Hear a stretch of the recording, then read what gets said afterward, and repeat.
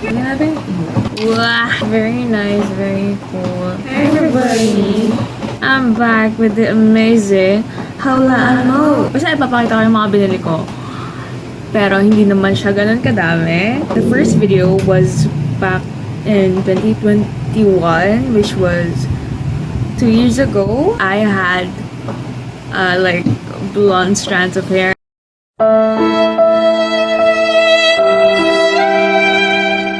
That was like so long ago. A lot of things had happened. There's some additional things in my room. For example, is that mirror. As you can see, that's like a whole body mirror. My door wasn't decorated before. Kita mo naman, very, very cool, very nice. Decorate, meron na yata eh. The books are still in the bookshelves. The toys, I haven't really gone into it. And then I think it's like I've changed this. My personal things are in there now. It was like K-pop things before, and then the K-pop things are like in there now. As you can see, that's Felix. But anyway, that's the whole thing that kind of changed in the background. I'm still the same person, but much more worse. I'm gonna do a Hawlaan Mo part 2 after 2 years. Yeah! Dati, di ba, pumunta kami sa mall na walang aircon, pero mall siya. Then ngayon, nung pumunta kami sa mall na may aircon, kasi syempre SM to. Since tapos ng Pasko, I'm such a blessed person.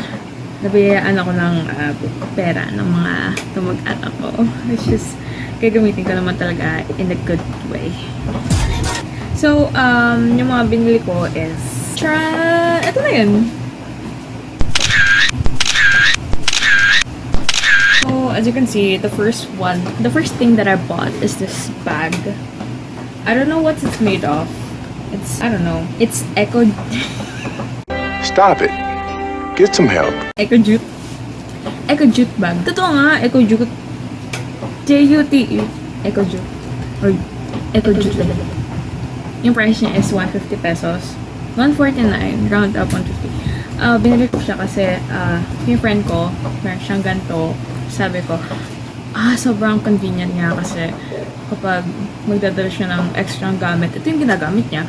Kasi kapag ako, kailangan ko ng halimbawa ay sapatos for PE kasi masi-change ka pa, ganun. Parang nahihirapan ako magdala. Yung binili ko. The next thing that I bought is, kita mo naman, paint by numbers. Kasi, I like painting. Pero dapat may numbers. Wait a minute! Kasi kung hindi talaga ako maalam. This is my third time na. First one is the one with Paris. The second one is the one... What the? Ano yun?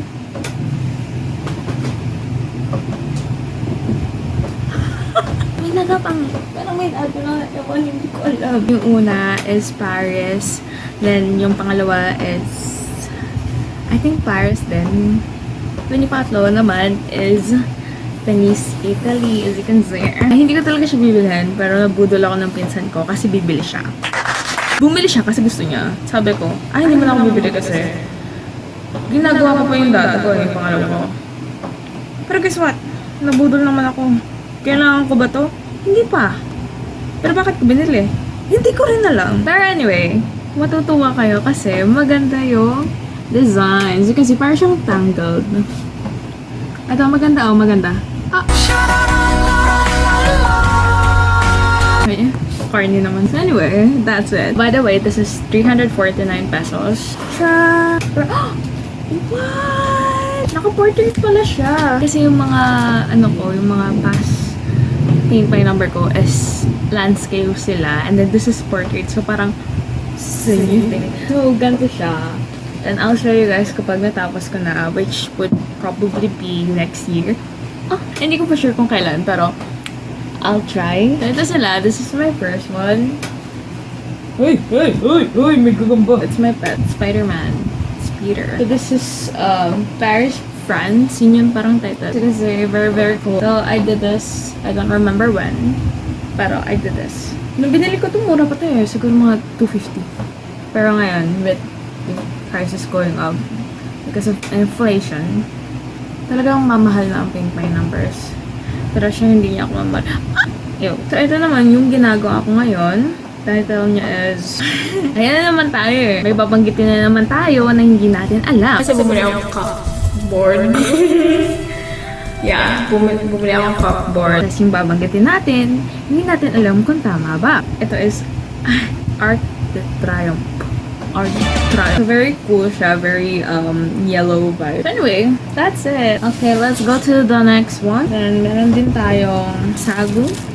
Merch ng Sagu. Support local. Yeah. Support yung SM. Yes.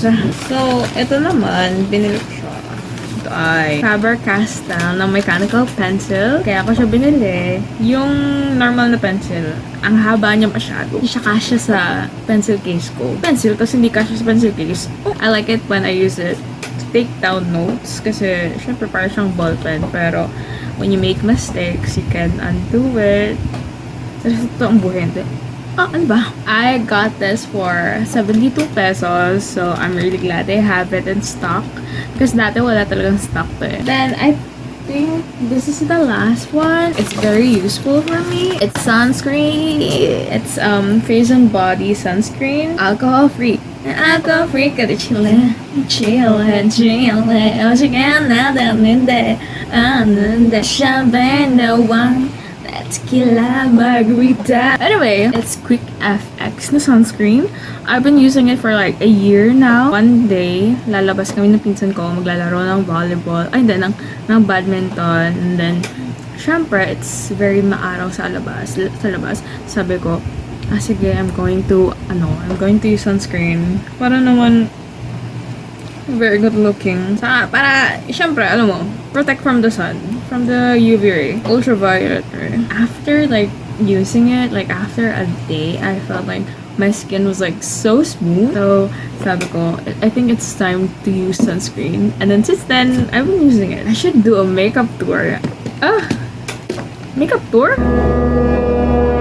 Saan ka pupunta? So anyway, I just really love this one. Lotus flower extract.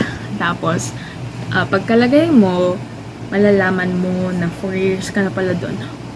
Or 4 days. Percy Jackson kasi. So, we're going to open it. Anyway, ito na siya. Diba? So, I got this for $2.50.